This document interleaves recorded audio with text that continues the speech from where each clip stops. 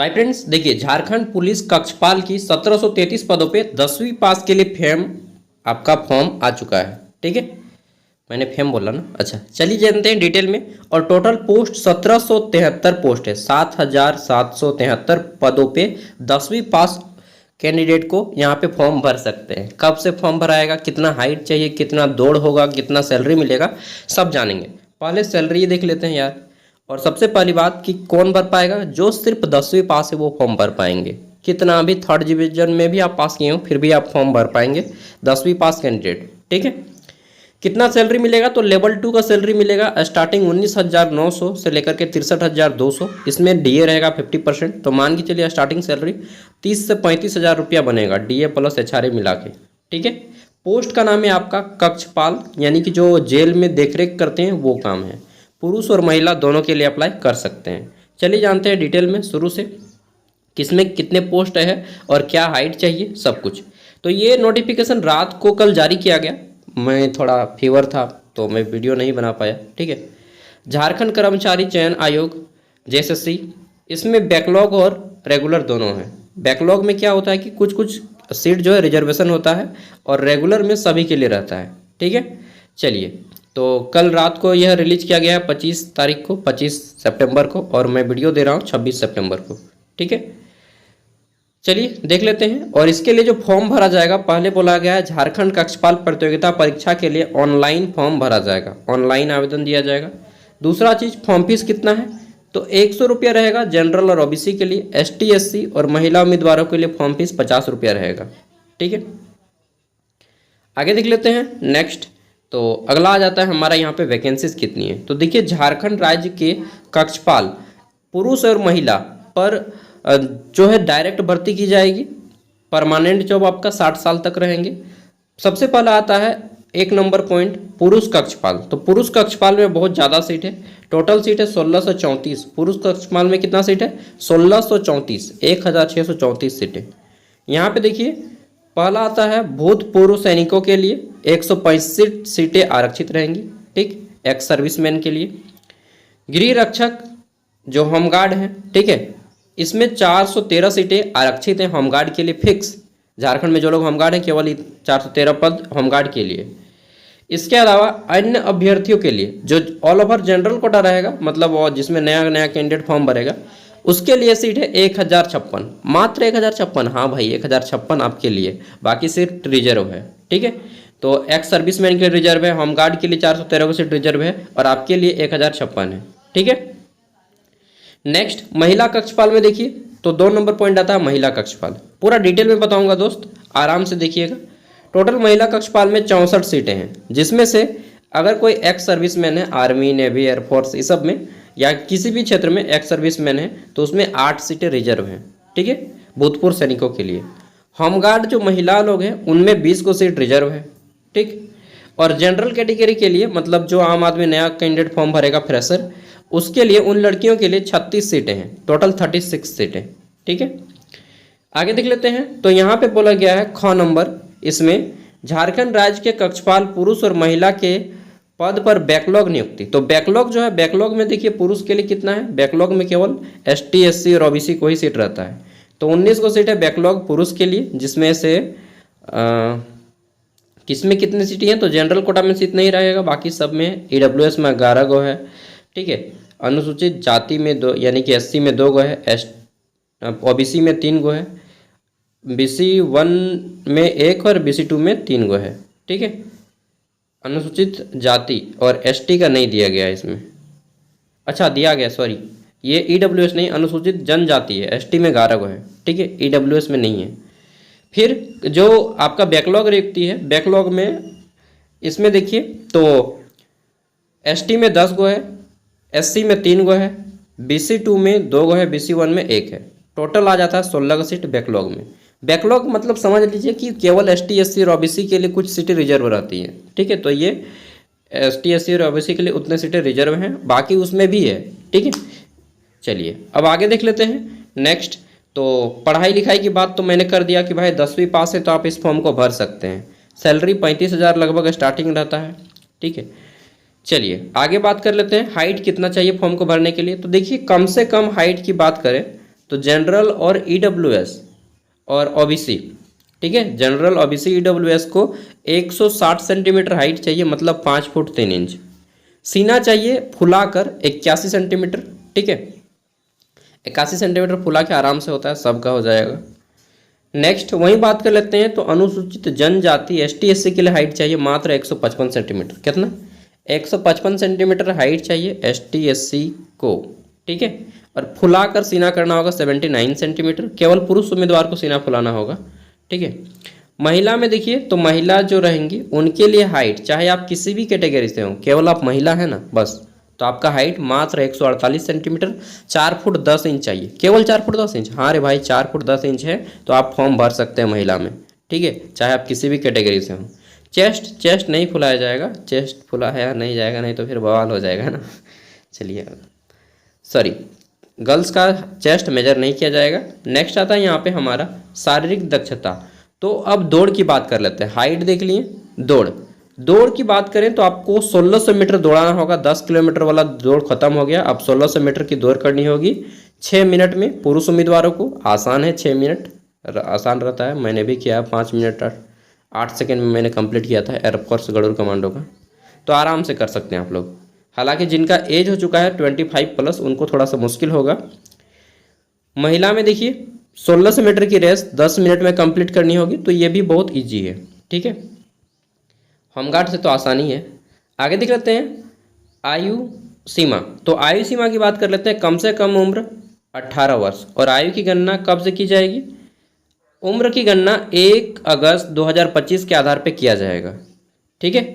यहीं पे बोला गया है क्या, अनारक्षित, मतलब कि जनरल और ईडब्ल्यूएस के लिए 25 साल उम्र रखा गया है। जो होमगार्ड में काम कर रहे हैं उनके लिए 30 साल तक भर सकते हैं, वो 30 साल तक के नौजवान भर सकते हैं। जो भूतपूर्व सैनिक है वो 45 साल तक भर सकते हैं, और सहायक पुलिस जो हैं वो 35 साल तक भर सकते हैं, ठीक है।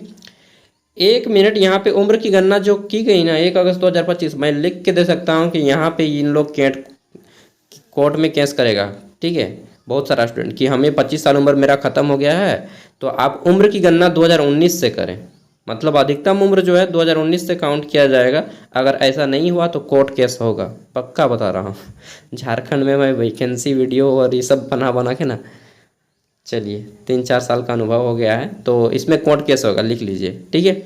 क्योंकि उम्र जनरल वाला बोलेगा कि नहीं 25 साल मेरा उम्र ख़त्म हो गया। पिछली बार वैकेंसी आया था 2016 में आया था, उसके बाद तो वैकेंसी ये नहीं निकाले हैं आप 9 साल से, तो हमारा उम्र कहाँ जाएगा? तो उन लोग बोलेगा 2019 से उम्र को काउंट कीजिए, ठीक है। उन लोग बोलेगा 2019 से अगर जोड़ेगा तो 25 साल, मतलब 2019 में 25 साल होगा तो वो फॉर्म भर पाएगा, समझ रहे हैं ना, ऐसा उन लोग का डिमांड रहता है, ठीक है। तो 2019 में अगर किसी का 25 साल होगा तो अभी वो कितना साल का हो जाएगा? 25 5 30 2 32 साल का, मतलब जो 32 साल का उम्मीदवार है वो भी अभी फॉर्म भर पाएगा जनरल कोटा वगैरह से, उन लोग कोर्ट केस करेगा। ठीक है, चलिए मैं जैसे कि नस नस से वाकिफ हूँ झारखंड के, तो पहले ही बता सकता हूँ कि किस में कोर्ट केस होगा, ठीक है। तो उम्र में कोर्ट केस हो जाएगा। चलिए ओबीसी देख लीजिए, तो ओबीसी वाले 27 साल तक फॉर्म भर सकते हैं, ओबीसी होमगार्ड 32 साल तक, और भूतपूर्व सैनिक 45 वर्ष तक ही रहेगा, सहायक पुलिस 37 वर्ष तक।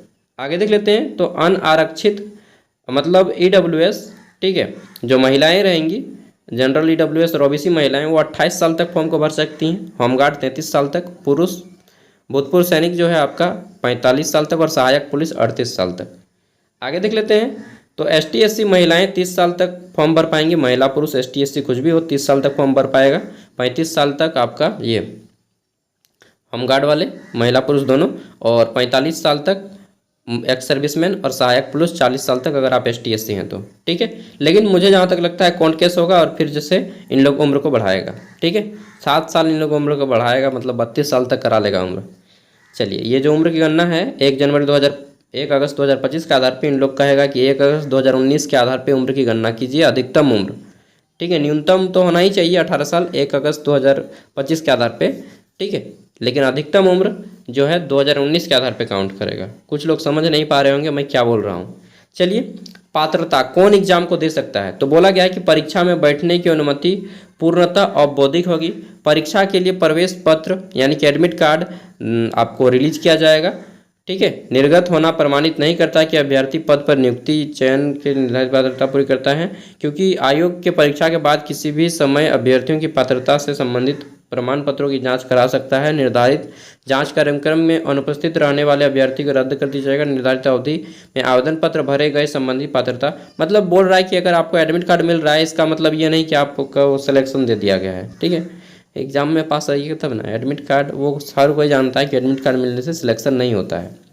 ठीक है, और आरक्षण का वो अन्य लाभ अनुमान्य नहीं होगा एवं अभ्यर्थी रद्द करने पर आयोग निर्णय ले सकता है। किसी की भी कैंडिडेचर रद्द की जा सकती है अगर कुछ फॉल्स पाया जाता है। आरक्षण तो यहाँ पे देखिए बोला गया है कि आवेदन में नियत प्रविष्टि के अधीन इंगित आरक्षण का दावा नहीं करने पर आरक्षण लाभ नहीं मिलेगा। मतलब अगर आप सर्टिफिकेट वगैरह दीजिएगा तभी आपको आरक्षण दिया जाएगा, और केवल झारखंड के निवासी को। ठीक है, आरक्षण का दावा करने वाले अभ्यर्थी स्थानीय निवासी प्रमाण पत्र, तो बोला गया है कि कम से कम बहुत पुराना अगर बात करें तो 2016 के आधार पे आपका जो है 2019, हाँ मतलब आपका आवासीय जाति आय जो है 2019 के बाद का बना है तो आप फॉर्म भर सकते हैं। लेकिन मैं कहूँगा नया बनवा लीजिए यार, 2019 का है फिर भी फॉर्म भर सकते हैं। मतलब 2019 के बाद मतलब 2020 का मान के चलिए, 2020 में भी बनाए हैं ना, तब भी आप फॉर्म भर पाएंगे, लेकिन नया बनवा लीजिएगा। ठीक है, आगे देख लेते हैं। जाति प्रमाण पत्र भी 2019 का बोला गया है, 25 फरवरी 2019 के बाद का होना चाहिए। चलिए ये हो गया। अब नेक्स्ट चीज़ देख लेते हैं। ठीक है, ज़्यादा वीडियो तो लंबा हो गया। ऑनलाइन फॉर्म कब से भरा जाएगा, इसके बाद नेक्स्ट वीडियो में हम सिलेबस के ऊपर बात करेंगे। तो ऑनलाइन फॉर्म की बात कर लेते हैं। तो 10वीं का केवल आपको फॉर्म भरते टाइम कुछ नहीं लगता है यार। ठीक है, बस फोटो एक सिग्नेचर लगता है और फॉर्म भरा जाता है। मैंने कई बार फॉर्म भर के दिखाया है आपको, इस बार भी फॉर्म भर के दिखाऊंगा। ठीक है, जब फॉर्म भराएगा तब। तो फॉर्म कब भराएगा, फॉर्म भराने में टाइम है 7 नवंबर से फॉर्म भराना शुरू होगा और 7 नवंबर से फॉर्म भराना शुरू होगा और 8 दिसंबर तक फॉर्म को भर पाएंगे। कब, 7 नवंबर, हाँ अभी बहुत टाइम है, अभी सितंबर चल रहा है, अक्टूबर आएगा, फिर नवंबर आएगा। तो 7 नवंबर से फॉर्म भराना शुरू होगा और 12 दिसंबर तक फॉर्म भर पाएंगे। ठीक है, तो काफ़ी लंबा टाइम है। ठंडा का दिन आ जाएगा पूरा का पूरा, अभी तो गर्मी दे रहा ना, पंखा लगा के सोते होंगे आप लोग। तो ठंडा का दिन आएगा तब जाके आपका फॉर्म भराएगा। एग्ज़ाम कब होगा, एग्ज़ाम होगा 5 साल बाद, टेंशन मत लीजिए, आराम से रहिए। ठीक है, तब तक से आपका ब्याह शादी हो जाएगा, बाल बुतरू हो जाएगा, तब जाके एग्ज़ाम होगा। एग्ज़ाम ऑफलाइन होगा OMR पेपर पे, उसके बाद पेपर लीक होगा। ठीक है, तो टेंशन मत लीजिए, सब का इंतज़ाम किया गया है। पूरा का पूरा मेंटल प्रेशर करने का इंतज़ाम किया जाएगा यहाँ पे आपको। तो परीक्षा का स्वरूप की बात कर लेते तो सबसे पहले यहाँ पे बोला गया है कि शारीरिक मापदंड एवं शारीरिक दक्षता परीक्षा लिया जाएगा, उसके बाद लिखित परीक्षा और फिर मेडिकल टेस्ट। तो सबसे पहले आपको दौड़वाया जाएगा। ठीक है, उसके बाद एग्जाम लिया जाएगा और लास्ट में आपका मेडिकल किया जाएगा। मतलब सबसे पहले एग्जाम ना है तो सबसे पहले दौड़वा है तो। ठीक है, तो यहाँ पे बोल दिया गया है कि क नंबर शारीरिक माप और शारीरिक दक्षता, सबसे पहले आपका दौड़ और हाइट मेजर होगा, उसके बाद आपका एग्जाम होगा। ठीक है, तो ऐसा चीज़ बोला गया है भाई। अब यहाँ पे बात कर लेते हैं कि कब होगा एग्ज़ाम, नहीं मालूम है, किसी को नहीं मालूम। अभी उत्पाद सिपाही का तो हुआ नहीं है, तो आपको तो भूल ही जाइए। ठीक है, एग्ज़ाम का सिलेबस दिखा दीजिए थोड़ा सा, चलिए देख लीजिए एग्ज़ाम का सिलेबस। तो यहाँ पे बोला गया है कि आपका जो एग्ज़ाम होगा मुख्य परीक्षा के लिए 3 पत्र होंगे, यानी कि 3 को पेपर होगा 2-2 घंटा का, टोटल 6 को पेपर का एग्ज़ाम होगा। ठीक है, पहला आता है यहाँ पे तो लैंग्वेज का पेपर रहेगा, भाषा का पेपर, जिसमें हिंदी भाषा से 80 प्रश्न और अंग्रेजी भाषा से 40 प्रश्न रहेंगे।